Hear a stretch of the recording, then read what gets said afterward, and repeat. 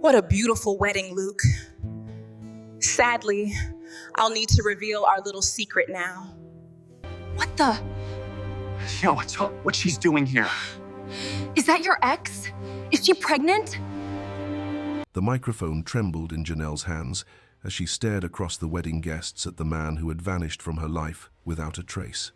Luke Hastings stood frozen at the altar in his $1,000 suit, his face draining of color as recognition hit like a lightning bolt. 4 months ago, he had whispered promises of forever in her ear. Now he was seconds away from saying, "I do," to another woman. But Janelle carried a secret that would shatter this perfect Charleston wedding into a million pieces, a truth so explosive it would either destroy them both or give them the second chance they never saw coming. As the reverend asked if anyone objected to this union, Janelle made the choice that would change 3 lives forever. What she revealed next would spark a scandal that no amount of old Southern money could buy their way out of. If you're ready to see how this love story unfolds, hit that subscribe button and tell me what city you're watching from. I love connecting with viewers from around the world. The morning sun painted Charleston's historic district in golden light. Magnolia trees stood like gentle guardians along the cobblestone paths of the Hastings estate. White roses climbed up garden trellises while Spanish moss swayed in the warm breeze. Everything looked perfect for a wedding. Janelle Brooks adjusted the microphone stand on the small outdoor stage. Her black dress was simple but elegant. She'd borrowed it from her sister Tasha, who said it made her look professional and pretty. The other musicians in her band were setting up their instruments nearby. The violin player tuned his strings. The pianist ran through a few scales. "You nervous?" asked Marcus, the drummer. His voice was friendly but concerned. Janelle shook her head. Just another wedding gig. But her hands were shaking slightly as she organized her sheet music. She needed this job. The rent was due in 3 days, and her savings account was almost empty. The wedding planner, a thin woman with perfectly styled blonde hair, clicked across the lawn in high heels. "The ceremony starts in 20 minutes, she announced. "Remember, you'll sing during the processional, then Ave Maria during the signing, and At Last for the recessional." Janelle nodded. She'd sung these songs 100 times before. Weddings were her specialty. She had a voice that made people cry happy tears. It was a gift, her grandmother used to say. A gift meant to celebrate love. Guests began arriving in elegant cars. Women in pastel dresses and wide-brimmed hats stepped carefully across the grass. Men in navy suits and bow ties looked comfortable in their wealth. This was old Charleston money, the kind of family that had streets named after them. Janelle's phone buzzed. A text from Tasha. "Break a leg, sis. Make that money." She smiled and put her phone away. Her little sister always knew how to make her feel better. Tasha was studying at the community college and working nights at a diner. They both knew what it meant to work hard for every dollar. The wedding planner returned, this time with a program in her hand. "Here's the order of service," she said. "The groom's name is Luke Hastings. The bride is Clara Devine. Luke Hastings." The program slipped from Janelle's fingers and fluttered to the ground. Her heart stopped beating for a moment. Then it started again, much too fast. Luke Hastings. The same Luke who used to bring her coffee at the music store where she worked part-time. The Luke who would sit in the back row when she performed at open mic nights. The Luke who told her she had the most beautiful voice he'd ever heard. The Luke who had whispered, "I love you," in her ear exactly 4 months and 2 days ago. "Are you all right?" The wedding planner was staring at her with sharp eyes. "I'm fine," Janelle's voice came out as a croak. She cleared her throat. "Just need some water." She walked quickly toward the house, her legs feeling weak. In the kitchen, she splashed cold water on her face and looked at herself in the reflection of the window. Her dark skin had gone pale. Her usually bright eyes looked scared. This couldn't be happening. Luke was getting married, to someone else, and she was here to sing at his wedding like some kind of cruel joke. 4 months ago, they had spent the night together. It was supposed to be their beginning, not their end. He had held her close and talked about the future, about traveling together, about the little house they could buy near the water. "I'll call you," he had said when she left his apartment that morning, but he never called, not once. She had texted him 3 times, left 2 voicemails. Nothing. It was like she had dreamed the whole thing. Now she knew why. He was planning a wedding to Clara Devine. Janelle's phone rang. The wedding planner's voice was sharp through the speaker. "We need you on stage now." She could run. She could walk out the back door, get in her old Honda, and drive away. But she needed this money. Her landlord had already given her one extension, and there was something else she needed to tell Luke, something important, something that would change everything. She walked back to the stage on unsteady legs. The guests were seated in white chairs arranged in perfect rows.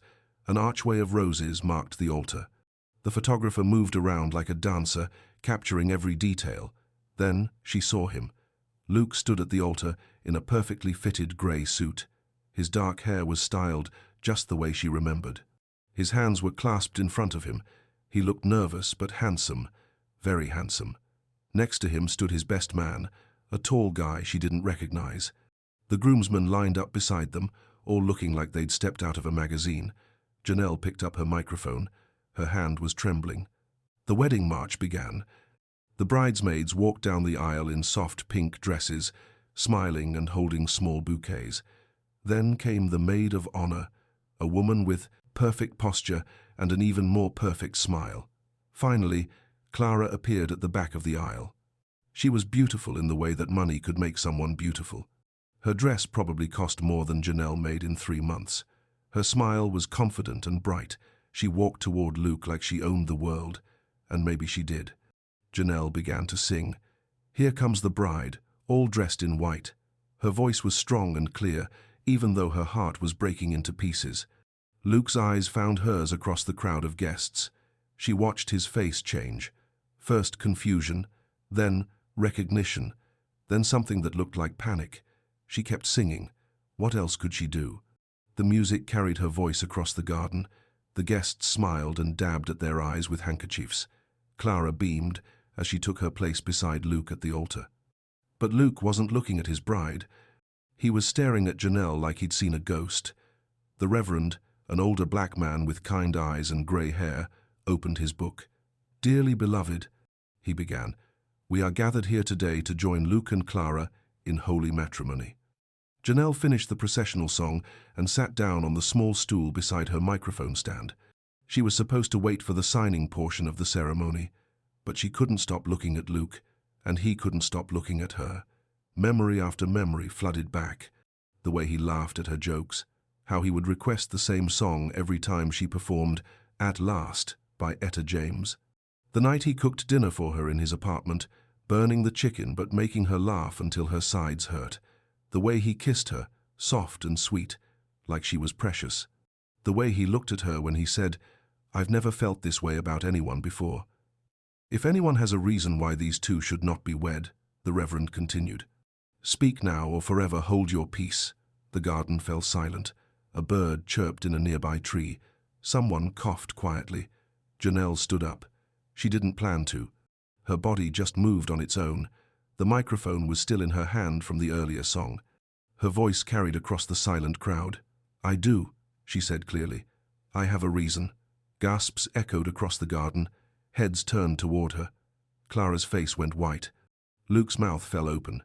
Janelle's heart was beating so hard she thought it might burst out of her chest, but she had come too far to stop now. "Luke," she said, her voice shaking but determined, "before you say 'I do,' I need to tell you something." Clara grabbed Luke's arm. "What is this?" she hissed.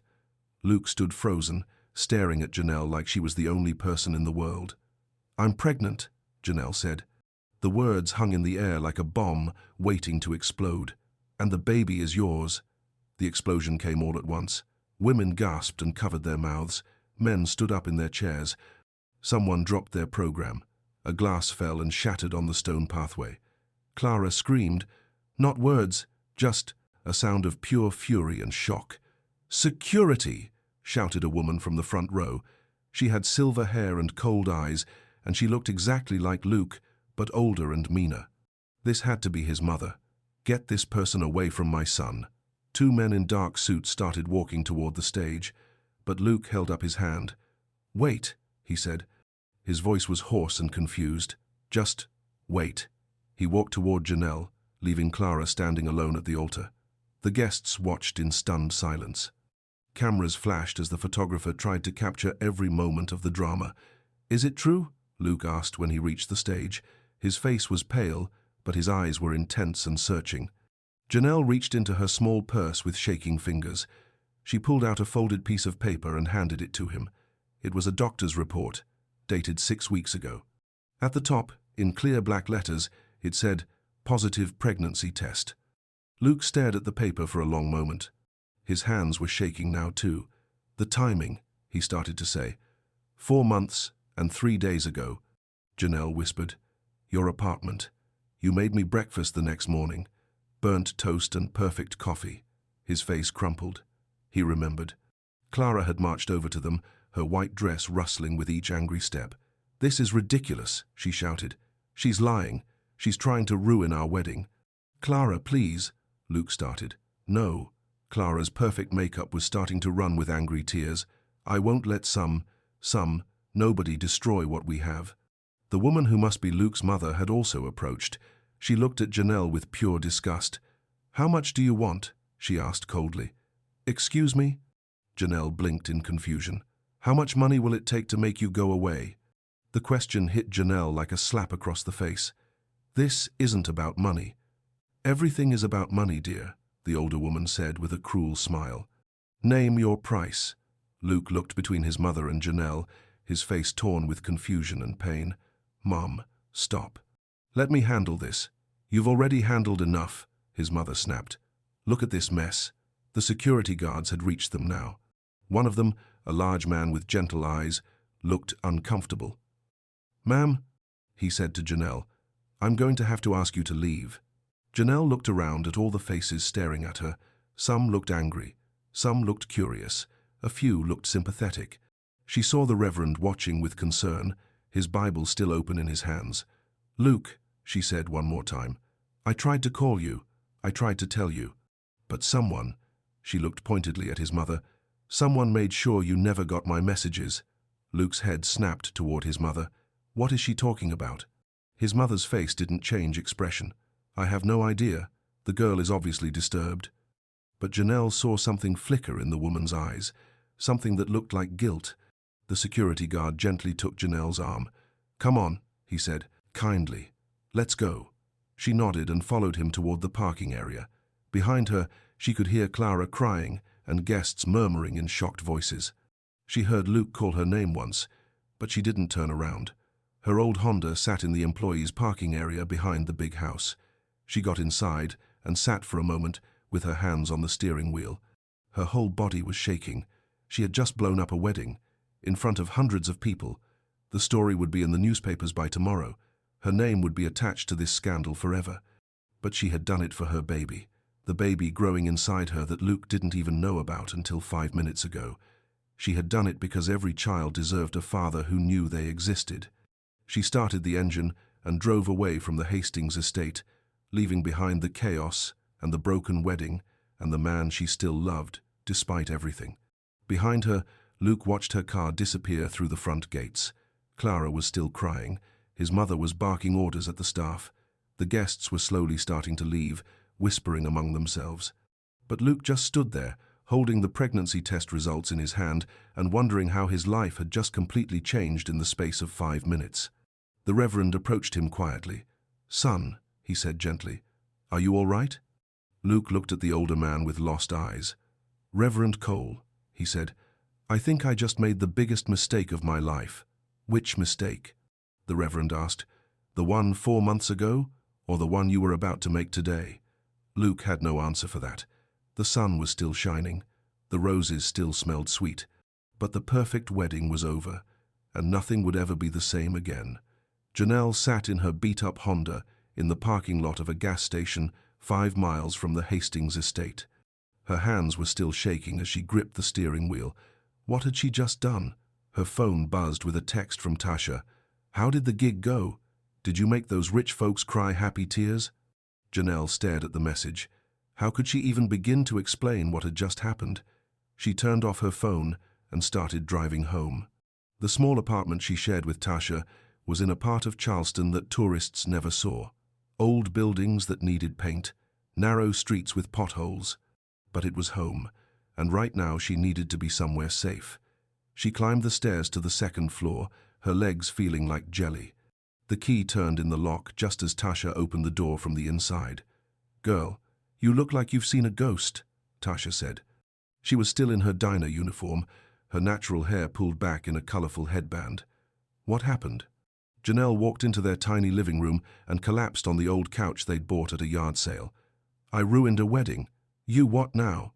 Tasha sat down beside her. The groom was Luke. Tasha's eyes went wide. "Luke? You're Luke? The one who ghosted you after that amazing night you wouldn't stop talking about?" Janelle nodded miserably. "He was marrying some rich girl named Clara. I was there to sing, and I told everyone about the baby." "Oh, honey." Tasha pulled her into a hug. "You told him? In front of everyone?" "I had to. I couldn't let him get married without knowing he was going to be a father." Tears started flowing down Janelle's cheeks. "But Tasha, you should have seen his mother's face. She looked at me like I was dirt on her shoe." "Forget his mother," Tasha said fiercely. "You did the right thing. That man needed to know about his child." "Did I, though? Maybe I should have found another way. Maybe I should have—" "No." Tasha's voice was firm. "You tried the quiet way. You called him. You texted him. He ignored you. Sometimes people don't listen until you make them listen." Janelle's phone started ringing. Unknown number. Then another call. Another unknown number. She turned it off completely. "The reporters are already calling," she said with dread. Meanwhile, back at the Hastings estate, Luke stood in his childhood bedroom, still wearing his wedding suit. The tie hung loose around his neck. His hair was messed up from running his hands through it. The house was finally quiet. The guests had all gone home. The catering staff had packed up the untouched wedding cake. Clara had left in tears with her parents, throwing her engagement ring at Luke's feet before getting into their Bentley. Now it was just Luke, his mother Margaret, and the mess they had to clean up. Margaret knocked on his door. "Luke, we need to talk." He didn't answer, but she came in anyway. She had changed out of her formal dress into a sharp business suit. Even in crisis, Margaret Hastings looked like she was ready to take over the world. "This can still be fixed," she said, sitting in the chair by his desk. "Our lawyers can handle it quietly. A financial settlement, a non-disclosure agreement. By next week, this will all be forgotten." Luke looked at her like she was speaking a foreign language. "A settlement? Mom, she's having my baby." "She claims she's having your baby," Margaret corrected. "We have no proof. I saw the doctor's report. The timing matches." Luke's voice was getting louder. "And why would she lie? What could she possibly gain from this? Money, obviously. Fame. Her 15 minutes in the spotlight." Margaret's voice was cold and practical. "These people, Luke, they see our family name, and they see dollar signs." "These people?" Luke stood up, anger flashing in his eyes. "What's that supposed to mean?" "You know exactly what I mean. She's not our kind. She doesn't belong in our world." Luke stared at his mother for a long moment. "You blocked her calls, didn't you?" Margaret's face didn't change. "I have no idea what you're talking about. My assistant Derek handles my personal phone." "You had him block her number." "Derek follows my instructions when it comes to protecting this family." "Protecting this family?" Luke's voice cracked with disbelief. "From what? From the woman I love?" The words hung in the air between them. Margaret's face went very still. "Love," she said quietly. "Luke, you don't even know this girl. I know her better than I've ever known anyone." Luke's voice was passionate now. "She's kind and funny and talented. She works 3 jobs to pay for her sister's college. She volunteers at the children's hospital on weekends. She makes the best cornbread I've ever tasted, and she cries during romantic movies even when she tries to hide it." Margaret listened to this list with growing horror. "How long has this been going on?" 6 months. We met at the music store downtown. I kept going back just to hear her sing." Luke's voice got soft. "She didn't know who I was at first. She liked me for me, not for my last name or my bank account." "And then what happened? Why didn't you bring her to meet us?" Luke looked away. "Because I was scared. Scared of what you would think. Scared of what people would say. Scared that maybe I wasn't good enough for her." Margaret stood up and walked to the window. Outside, the catering staff was loading the last of the tables into a truck. "Clara's father called," she said, without turning around. "They're considering a lawsuit for public humiliation." "Let them sue," Luke said. I'll countersue for the therapy bills I'm going to need after today. Despite herself, Margaret almost smiled. This isn't a joke, Luke. Your reputation is everything in this business. The foundation, your board position, your future in politics, it could all be ruined. Maybe it should be, Luke said quietly. Maybe I've been living the wrong life anyway. Margaret turned to look at her son. For a moment, he looked just like he had when he was 5 years old, asking her why his father was never home for dinner. What are you saying? I'm saying maybe it's time I figured out what I actually want, instead of what everyone else expects me to want. That evening, Janelle sat at the small table in her kitchen, staring at a bowl of soup that had gone cold. Tasha was at work, pulling the night shift at the diner. The apartment felt too quiet and too loud at the same time. Her phone, which she had finally turned back on, showed 17 missed calls and 43 text messages. Most were from reporters. A few were from friends who had seen the story online. One was from Nina, her boss at the music agency. She opened Nina's text with dread. "Janelle, we need to talk. Come in tomorrow morning." She knew what that meant. The music agency couldn't afford to be associated with scandal. Wedding singers were supposed to be invisible, professional, and drama-free. She had been the opposite of all three. There was one more text, from a number she didn't recognize. "This is Luke. Can we talk? Please." Janelle stared at the message for a long time. Then she deleted it, without responding. She walked to the bathroom and looked at herself in the mirror. Her makeup was smeared from crying. Her borrowed dress was wrinkled. She looked like exactly what people would expect from someone who had crashed a high-society wedding. But when she put her hand on her stomach, she felt something else. Strength. She had protected her baby today. She had made sure her child would have a father who knew they existed. Whatever happened next, she had done the right thing. The next morning brought a new kind of nightmare. Janelle woke up to find photographers camped outside her apartment building. Someone had leaked her address to the media. "Charleston wedding singer drops baby bomb," read the headline in the local paper. The story included a photo of her from her music agency's website next to a photo of Luke from some charity gala. They looked like they came from different planets. Tasha came home just as Janelle was trying to figure out how to get to her car without being photographed. "Those vultures have been out there since 5 in the morning," Tasha said, peeking through the blinds. "Mrs. Rodriguez downstairs is furious. She says they're bothering her cats." "I need to get to Nina's office," Janelle said. "I'm probably about to get fired." "Want me to create a distraction?" Tasha asked. "I could go out there and start singing show tunes. That might confuse them long enough for you to sneak out the back." "Despite everything," Janelle smiled, "what would I do without you?" "You'd manage," Tasha said, "but you'd be a lot more boring." An hour later, Janelle sat in Nina's small office above a music store on King Street. Nina was a woman in her 40s who had been booking local musicians for 20 years. She had given Janelle her first professional gig and had been like a mother to her ever since. "Honey," Nina said, pouring coffee into 2 mismatched mugs, "I'm not going to lie to you. This is bad." "How bad?" "3 of my biggest clients have called this morning. They don't want to book any of my artists for fear of getting dragged into drama." Nina sat down across from Janelle.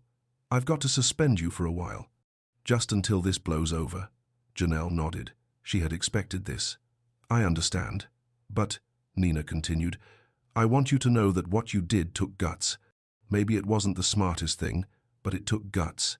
And that little baby is lucky to have a mama who will fight for them." Tears started in Janelle's eyes again. "Thanks, Nina. That means everything.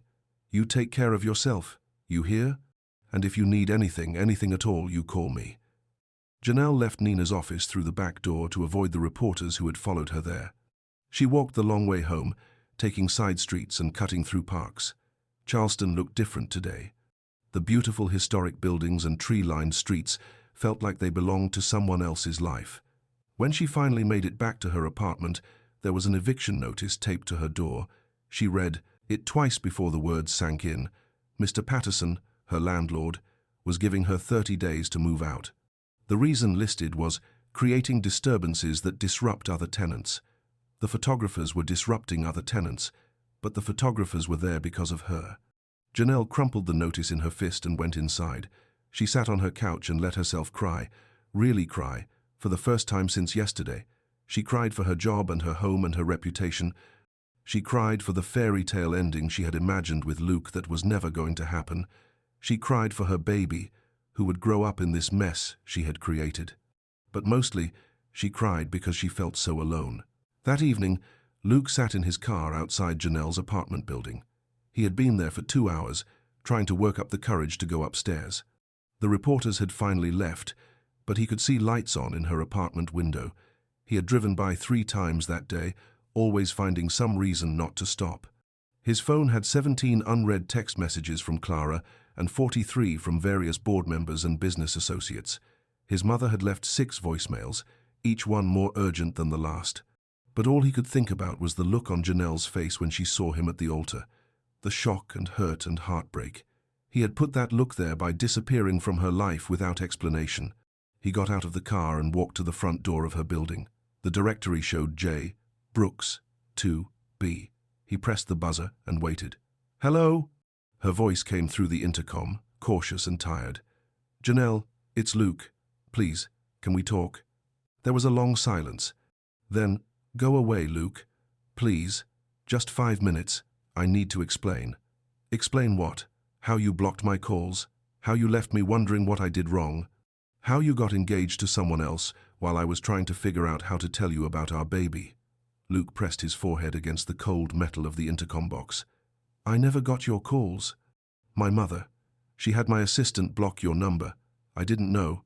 Another long silence. "I don't believe you," Janelle said finally. "I can prove it. I have the phone records. I can show you. It doesn't matter now," she said, and her voice sounded so tired. "Just go home to your mansion and your perfect life. Forget about me and forget about the baby. That's what you're good at. Janelle, please." The intercom went dead. Luke stood there for another 10 minutes, hoping she would change her mind. But the light in her apartment window went dark, and he knew she wasn't coming down. He drove home through the empty Charleston streets, past the parks where they used to walk together and the cafe where they had their first real conversation. Everything reminded him of her, and everything reminded him of how badly he had messed up. At his house, his mansion, as she had called it, he sat in his study with a glass of whiskey. He didn't really want. On his desk was the pregnancy test result she had given him at the wedding. Next to it was the engagement ring Clara had thrown at him. One represented the future he hadn't known he wanted. The other represented the future everyone else had planned for him. He picked up his phone and called his assistant. "Derek," he said, when the man answered, "we need to talk." The next morning, Luke sat across from Derek in his downtown office. His assistant looked uncomfortable, shifting in his chair and avoiding eye contact. The phone records were spread across the desk between them like evidence at a trial. "Just tell me the truth," Luke said quietly. "Did my mother ask you to block Janelle's calls?" Derek was a good man who had worked for the Hastings family for 5 years. He had a wife and 2 kids and needed this job. But looking at Luke's tired face, he couldn't lie anymore. "Yes," he said finally. "Mrs. Hastings said the girl was a distraction, that she would hurt your reputation and your engagement to Miss Devine." Luke felt like he'd been punched in the stomach. "How many calls?" 7 phone calls, 12 text messages." Derek's voice got smaller. "The last one came 2 weeks ago," she sounded. She sounded upset, "Mr. Hastings. She said she had something important to tell you." Luke put his head in his hands. While Janelle was trying desperately to reach him, probably scared and alone with her pregnancy, he was picking out flowers for his wedding to another woman. "I'm sorry," Derek said. "I should have told you, but your mother said—" "You're fired," Luke said without looking up. "Mr. Hastings, please." "No, Derek. You're not fired because you followed my mother's orders. You're fired because you knew it was wrong, and you did it anyway."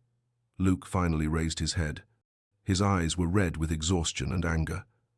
"A woman was trying to tell me I was going to be a father, and you helped keep that from me." Derek left the office without another word. Luke sat alone, staring at the phone records. 7 calls, 12 text messages. He could only imagine how she must have felt, reaching out again and again into silence. His phone buzzed. A text from his mother. "Board meeting at 2 p.m. We need to discuss damage control." Luke deleted the message without reading it twice. Meanwhile, across town, Janelle was packing her belongings into cardboard boxes. She had found a small studio apartment near the airport that she could barely afford. It wasn't much, one room with a tiny kitchen and a bathroom that had seen better days, but the landlord didn't care about her recent notoriety. Tasha sat on the floor, wrapping dishes in newspaper. "You know you can stay with me," she said for the 10th time. "Your place is barely big enough for one person," Janelle replied, folding clothes into a box. "Besides, I need to figure out how to do this on my own." "You don't have to do everything alone, Nella. That's what family is for." Janelle looked at her sister, really looked at her. Tasha was only 25, but she had an old soul and a fierce heart. She had dropped out of high school to help support them when their mother got sick. She had worked double shifts to help pay for Janelle's music lessons. She had never asked for anything in return. "What would I do without you?" Janelle asked softly. "Let's hope you never have to find out," Tasha said with a grin. That afternoon, Luke drove to the small cafe where Janelle had gotten a job singing on weekends. It was called Melodies, and it was nothing like the fancy venues where she used to perform for weddings. The walls were painted bright yellow, and local artwork hung in mismatched frames. But it felt warm and welcoming in a way that his mother's elegant parties never did. He sat at a corner table and ordered coffee he didn't want while he waited for her to arrive for her rehearsal. When she walked in through the front door, his heart jumped the same way it always had. She was wearing jeans and a simple blue sweater that brought out the warmth in her brown eyes. Her hair was pulled back in a ponytail, and she carried her guitar case over her shoulder. She looked beautiful and tired and strong all at once. She saw him immediately. Her steps faltered for a moment, but then she lifted her chin and walked to the small stage area without acknowledging him. Luke watched her set up her microphone and tune her guitar. Her movements were graceful and practiced. This was her element, her safe space. He felt like an intruder just being there. But he stayed. She began with a song he didn't recognize. Something soft and sad about second chances and broken promises. Her voice filled the small cafe, and the few other customers stopped their conversations to listen. When she finished, Luke began to clap. She looked over at him for the first time, her expression unreadable. "Can I buy you a cup of coffee?" he called across the room. "I don't drink coffee anymore," she said simply. "Tea, then, or water, or whatever you want." Janelle looked around the cafe.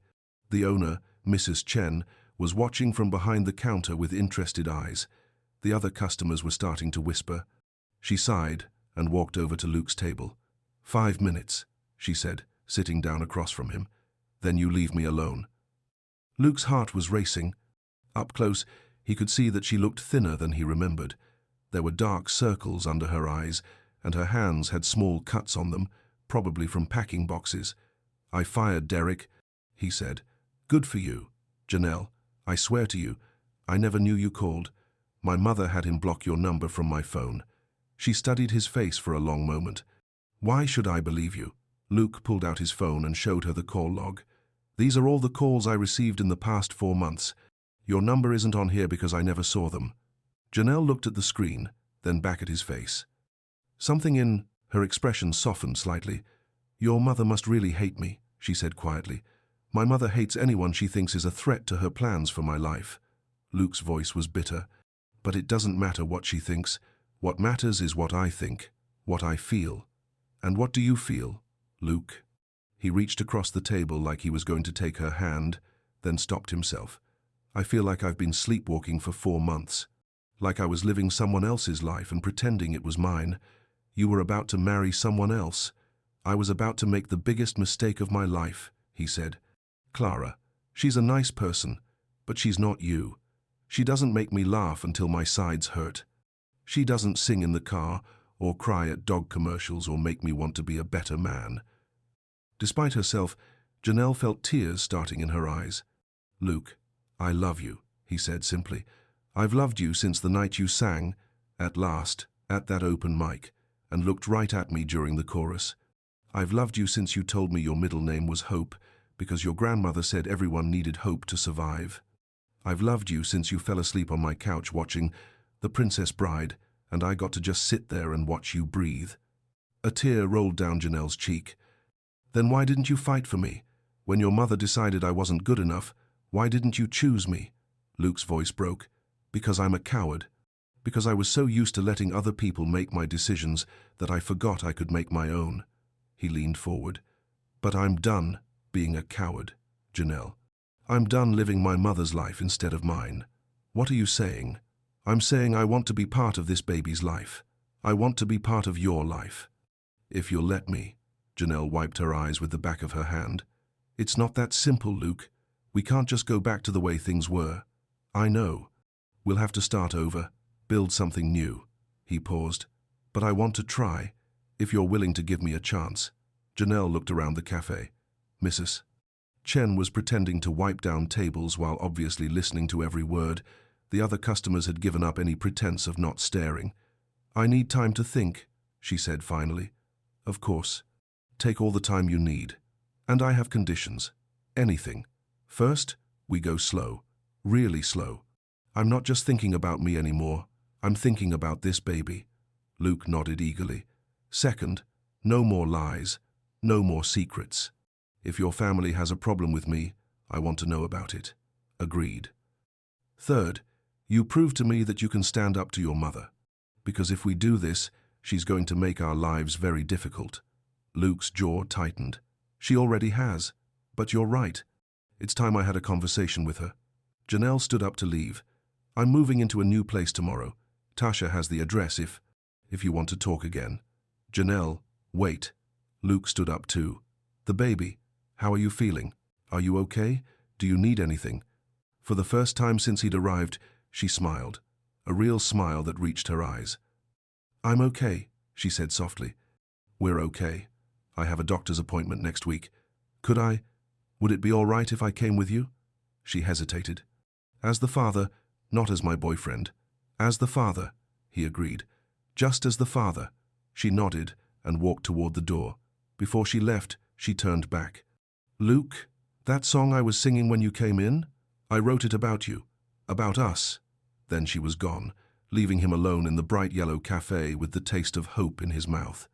That evening, Luke sat in his mother's formal living room, surrounded by oil paintings of dead relatives and furniture that cost more than most people's cars. Margaret sat across from him, her spine perfectly straight, her hands folded in her lap. I'm disappointed in you, she said. Walking out of the board meeting was childish. I'm 30 years old, Mum. I can miss a meeting if I want to. Not when you're the heir to this family's legacy. Not when every decision you make reflects on our name. Margaret's voice was ice cold. That girl has already cost you your engagement. Don't let her cost you everything else. Her name is Janelle, and she's pregnant with your grandchild. Margaret waved a hand dismissively. Allegedly pregnant. We still haven't confirmed that. Luke pulled the ultrasound photo from his pocket and placed it on the coffee table between them. Does this look alleged to you? Margaret barely glanced at the photo. Ultrasounds can be faked. Jesus, Mum, listen to yourself. Luke stood up and began pacing. Even if you don't believe the pregnancy is real, even if you think Janelle is some kind of gold digger, how can you be so cold about this? Because someone in this family has to think clearly. Margaret snapped. You're letting your emotions cloud your judgment. My emotions? You mean my love for the woman who's carrying my child? Your infatuation with a girl who is completely wrong for you. Margaret's voice got louder. She's from a different world, Luke. Different class, different background, different values. It will never work. Different color, Luke said quietly. That's what you really mean, isn't it? Margaret's face went very still. That's not what I said. It's what you meant. Luke stopped pacing and looked at his mother with new eyes. All those subtle comments about our kind of people, and she doesn't belong in our world. You're talking about race. I'm talking about compatibility, about shared experiences and common ground. Janelle and I have more in common than Clara and I ever did, Luke said. We like the same music and the same movies. We both love to cook. We both think your charity galas are boring as hell. Despite the seriousness of the moment, Margaret almost smiled at that last part. Luke, she said, her voice softer now. I know you care about this girl, but caring isn't enough for a marriage. What happens when the novelty wears off? What happens when you realize you want different things? Then we'll figure it out together, like couples do. Luke sat back down. Mom, I'm going to be in this child's life whether you like it or not. The question is whether you want to be in mine." Margaret looked at her son for a long moment. He looked like his father had at that age, stubborn and idealistic, and completely convinced he knew better than everyone else. "What do you want from me?" she asked finally. "I want you to apologize to Janelle for what you said at the wedding. I want you to stop interfering in my personal life. And I want you to really try to get to know her.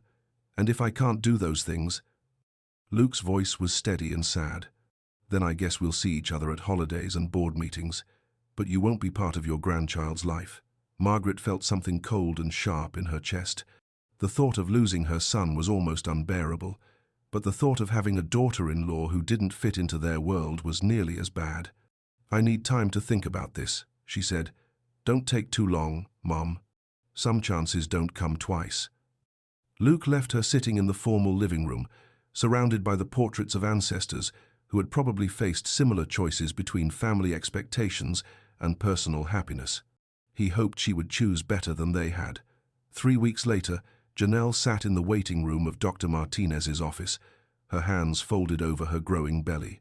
The morning sickness had finally started to ease, but she still felt nervous before each appointment. At 17 weeks pregnant, everything was becoming more real. The door opened, and Luke walked in. He looked around the small, cheerful waiting room with its magazine rack and children's toys scattered in the corner. This was nothing like the fancy medical offices his family usually visited. "Am I late?" he asked, sitting down in the chair next to hers. "Right on time," Janelle said. She noticed he was wearing jeans and a simple button-down shirt instead of his usual expensive suits. "You didn't have to dress down for me." Luke looked surprised. "I'm not dressing down. I'm dressing like myself." Over the past 3 weeks, they had been careful with each other. Luke would text to check on her, but not too often. He had brought groceries to her new apartment, but didn't stay long. They were learning how to be friends again before they could be anything more. Janelle Brooks, a nurse with kind eyes and grey hair, called from the doorway. They followed her back to the examination room. Janelle changed into the paper gown while Luke waited in the hallway. When she was ready, he came back in and sat in the chair beside the examination table. Dr. Martinez was a woman in her 50s, with gentle hands and a warm smile. She had been taking care of women and babies in Charleston for 20 years, and nothing surprised her anymore. "How are you feeling?" she asked Janelle while preparing the ultrasound machine. "Better. The tiredness is getting easier." "Good. And how about you, Dad? Any questions?" Luke shifted in his chair. It was the first time anyone had called him Dad, and it made something warm spread through his chest. "Is she? Are they both healthy?" he asked. "Let's take a look," Dr. Martinez said, squeezing the cold gel onto Janelle's belly. The ultrasound image appeared on the screen, black and white and grainy. But there, in the center, was their baby. Much bigger now than in the earlier photos. You could see the shape of a head, tiny arms and legs. "Everything looks perfect, Doctor," Martinez said. "Good size, strong heartbeat. Would you like to know the sex?" Janelle looked at Luke. They had talked about this over text messages but hadn't decided. "What do you think?" she asked him. "Whatever you want," he said, but his voice was excited. "Okay," Janelle said to the doctor. "Tell us. Congratulations, you're having a little girl." Luke made a sound that was half laugh, half sob. Janelle felt tears spring to her eyes. "A daughter," Luke whispered, staring at the screen. "Doctor." Martinez printed several copies of the ultrasound photo and handed them to the proud parents. "I'll see you in 4 weeks," she said. In the parking lot outside the medical building, Luke and Janelle sat in his car looking at the pictures. "She's so tiny," Janelle said softly. "But you can see her face," Luke said, wonder in his voice. "Look, she has your nose. She has your stubborn chin," Janelle replied. They sat in comfortable silence for a moment, both thinking about the reality of becoming parents. "Janelle," Luke said finally, "I want to ask you something, and I want you to be completely honest with me." "Okay. Are you happy? About the baby, I mean. Not about the situation, but about her." Janelle looked down at her belly. "Yes," she said, without hesitation. "I'm scared and worried about money and how I'm going to manage everything. But yes, I'm happy. She's going to be loved so much, Luke. No matter what happens between us, she's going to know she was wanted." Luke felt his eyes fill with tears. I want to be a good father to her." "You will be," Janelle said. "I can see it in your face when you look at her picture. You're already falling in love. I fell in love the moment you told me she existed." They drove to Janelle's new apartment building together. It wasn't much to look at from the outside, a plain brick building near the airport where planes flew overhead every few minutes. But inside, Janelle had made her small studio feel like home with plants and colorful pillows and the guitar stand in the corner. "It's nice," Luke said, looking around. "Cozy. It's tiny," Janelle laughed. "But it's mine. Well, mine and hers." She patted her belly. "About that," Luke said carefully. "I know you want to be independent, and I respect that, but I'd like to help with expenses. Baby, things are expensive." Janelle had been dreading this conversation. "Luke, I don't want your money. It's not my money, it's our daughter's money. For her crib, her car seat, her clothes." Luke's voice was gentle but firm. "Please let me help." Janelle sat down on her small couch. She had been so focused on proving she could do this alone that she hadn't thought about what was best for the baby. "Okay," she said finally, "but I want us to pick everything out together. I don't want you just writing checks." "I'd love that," Luke said, sitting down beside her. "I've been researching cribs online. Did you know they make them that convert into toddler beds?" Despite herself, Janelle laughed. "You've been researching cribs? Cribs, car seats, strollers, baby monitors." Luke looked embarrassed. "I may have gone a little overboard. Show me," Janelle said. Luke pulled out his phone and showed her a list he had made of baby items, complete with reviews and price comparisons. Janelle scrolled through it, amazed at how thorough he had been. "Luke, this is incredibly sweet, but we don't need a $300 baby monitor that connects to our phones. But what if she stops breathing and we don't hear her? Then we'll hear her when she starts crying because she's hungry." Luke laughed at himself. "I'm going to be one of those nervous fathers, aren't I?" "Probably," Janelle said, "but that's okay. Better nervous than absent." They spent the afternoon going through Luke's research and making a more reasonable list. Janelle made sandwiches, and they ate lunch sitting on her floor with baby websites open on his laptop. It felt normal, domestic, like they were already a family. "I should probably go," Luke said when the afternoon sun started to fade. "I don't want to overstay my welcome." "Luke," Janelle said as he was putting on his jacket, "would you like to come to dinner Sunday? Tasha's cooking, and she wants to meet you properly." Luke's face lit up. "Oh, I'd love that." After he left, Janelle sat on her couch with her hand on her belly. For the first time in months, she felt hopeful about the future. Meanwhile, across town, Margaret Hastings sat in her office, staring at the ultrasound photo Luke had left on her desk that morning. She had told him she didn't want to see it, but he had left it anyway. The baby looked like Luke had when he was born. The same profile, the same stubborn little chin. Margaret had carried that photo in her wallet for 30 years, until it was soft and faded from handling. Her assistant knocked on the door. "Mrs. Hastings? Your appointment with the wedding planner is here." "About the Christmas gala." "Cancel it," Margaret said without looking up from the ultrasound photo. "Ma'am? Cancel the Christmas gala. Cancel all the events for the next month." Her assistant looked confused but nodded and left. Margaret had been thinking about her conversation with Luke every day for 3 weeks. She had been thinking about the choice between her expectations and her son's happiness. She had been thinking about the possibility of losing him forever, and she had been thinking about the baby in the photo on her desk, her granddaughter. She picked up her phone and dialed a number she hadn't called in months. "Reverend Cole?" she said when he answered. "This is Margaret Hastings. I need to talk to someone about forgiveness." Sunday dinner at Tasha's apartment was a small, warm affair.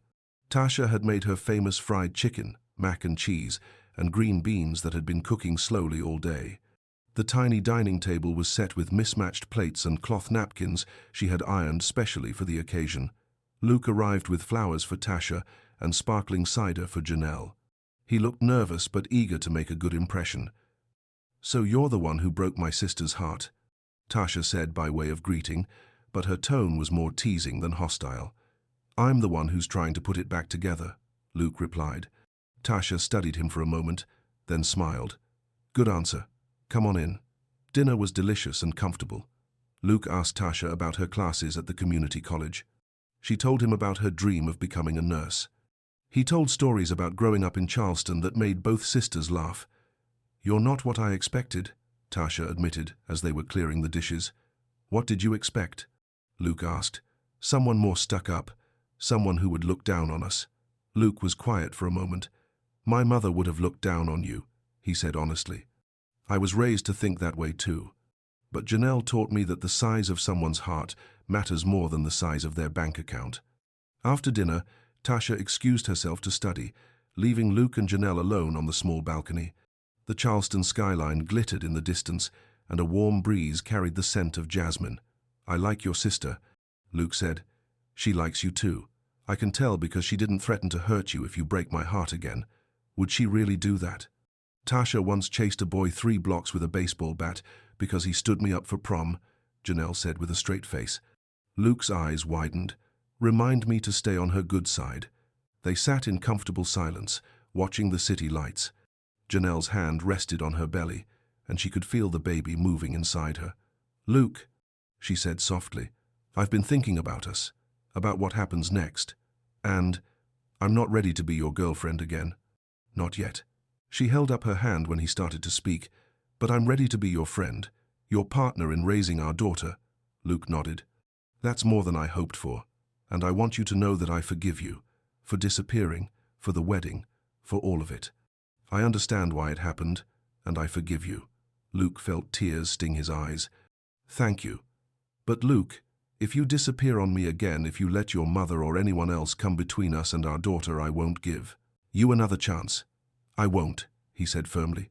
"I promise you, I won't." Janelle looked at him for a long moment, then nodded. "Okay." The next morning, Luke was in his office reviewing contracts when his secretary announced that his mother was there to see him. Margaret walked in looking uncharacteristically uncertain. She was still perfectly dressed and poised, but something in her face was different. "I went to see Reverend Cole," she said without preamble. Luke looked up from his papers. "Oh?" "We had a long talk about pride, about love, about what it means to be a family." Margaret sat down in the chair across from his desk. "I've been thinking about what you said, about not being part of your granddaughter's life. And I don't want that, Luke. You're my only child." "This baby is my only grandchild." Margaret's voice was quiet and strained. "I may not understand your choices, but I love you, and I want to be part of your life." Luke set down his pen and really looked at his mother. For the first time in years, she looked vulnerable. "What are you saying, Mom?"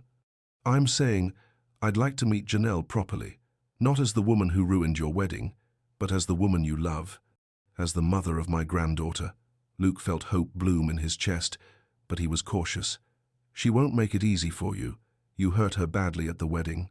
"I know, and I want to apologize for that." Margaret paused. "Reverend Cole reminded me that redemption is possible for everyone, even stubborn old women who think they know what's best for their children." "You're not old," Luke said with a small smile. "I'm old enough to know better," Margaret replied. "Will you ask her if she'd be willing to have coffee with me? Just the two of us." Luke studied his mother's face. "Are you sure about this? Because if you hurt her again—" "I won't," Margaret said firmly. "I promise you, I won't." That afternoon, Janelle was organizing the nursery corner of her studio apartment when her phone rang. Luke's name appeared on the screen. "Hi," she answered. "Hi, how are you feeling?" "Good. The baby's been moving around a lot today. I think she's going to be a dancer." Luke's voice was warm with pleasure. "Really? Can you feel her kicking?" "All the time now. She's most active in the evenings." Janelle paused. "Luke, there's something different in your voice. What's going on?" "My mother came to see me today." "Oh." Janelle's voice got careful and guarded. "She wants to meet with you, to apologize." Janelle was quiet for so long that Luke wondered if the call had dropped. "Janelle, are you there?" "I'm here. I'm just processing." "You don't have to say yes." "I told her I'd ask, but the decision is yours." Janelle sat down on her couch, her hand automatically going to her belly. The baby kicked, as if responding to her mother's stress. "What do you think I should do?" she asked. "I think," Luke said carefully, "that she's trying to change, and I think our daughter deserves to have a grandmother who loves her. But I also think you should trust your instincts. If this feels wrong to you, Don't do it.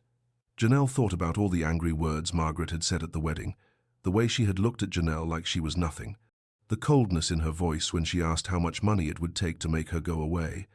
But she also thought about Luke's face when he talked about his mother. Despite everything, he loved her. And this baby was going to be Margaret's granddaughter, whether they all got along or not. "Okay," she said finally, "I'll meet with her, but somewhere public. And you have to promise me that if she says one cruel thing, I'm walking away." "Absolutely," Luke said. "Thank you for giving her this chance." "I'm not doing it for her," Janelle said. "I'm doing it for our daughter. And for you." 2 days later, Janelle sat in the cafe at the Charleston Museum, nervously smoothing her dress over her growing belly. She had chosen this place because it was public but quiet, and because the museum felt neutral. It belonged to the whole city, not to any one social class.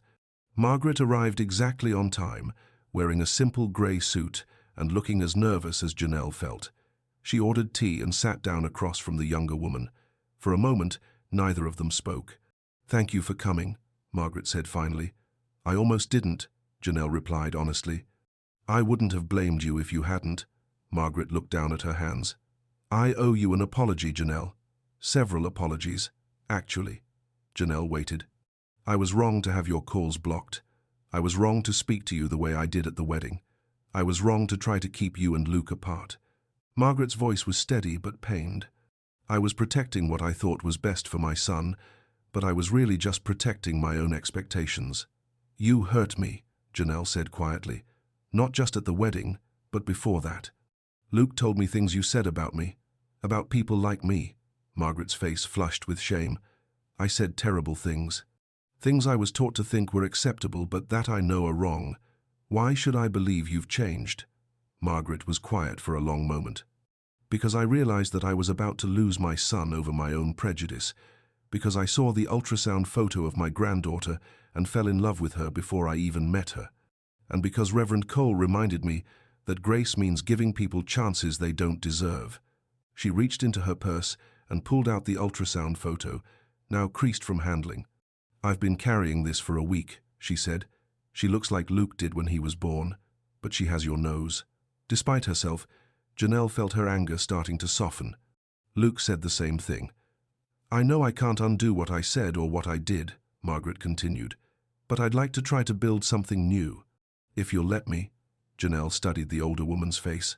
Margaret looked, smaller somehow, less imposing than she had at the wedding, more human. "What exactly are you asking for?" Janelle said. "A chance to be part of my granddaughter's life. A chance to get to know the woman my son loves." Margaret's voice got softer. "A chance to be a better person than I've been." Janelle put her hand on her belly, feeling the baby move. This little girl was going to be part of both their worlds, whether it was easy or not. "I can't promise we'll be friends," Janelle said, "and I won't let you treat me like I'm not good enough, ever again. I understand, but I'm willing to try. For her." Janelle looked down at her belly. "For Luke, and maybe even for you." Margaret's eyes filled with tears. "Thank you." They talked for another hour, carefully but honestly. Margaret asked about Janelle's family, her work, her dreams for the future. Janelle asked about Luke as a child, about the family traditions their daughter might inherit. When they parted, they didn't hug, but they shook hands, and Margaret's grip was warm and genuine. "Janelle," she said as they walked toward their cars, "would you and Luke like to come to dinner next Sunday? I'd like to cook for you." Janelle was surprised. "You cook?" "I used to, before I got so caught up in social obligations. I think it's time I remembered how." That evening, Luke called Janelle as soon as his mother told him about their meeting. "How did it go?" he asked anxiously. "Better than I expected," Janelle admitted. "She actually seemed sorry, really sorry. She is. I can see it in her face." Luke's voice was hopeful. "Does this mean you'll give her a chance? We're having dinner at her house Sunday." Luke was quiet for a moment. "Are you sure you're ready for that?" "No," Janelle laughed. "But I figure if I can survive crashing your wedding, I can survive dinner with your mother." "I love you," Luke said suddenly. The words hung in the air between them. It was the first time he had said it since they had been trying to rebuild their relationship.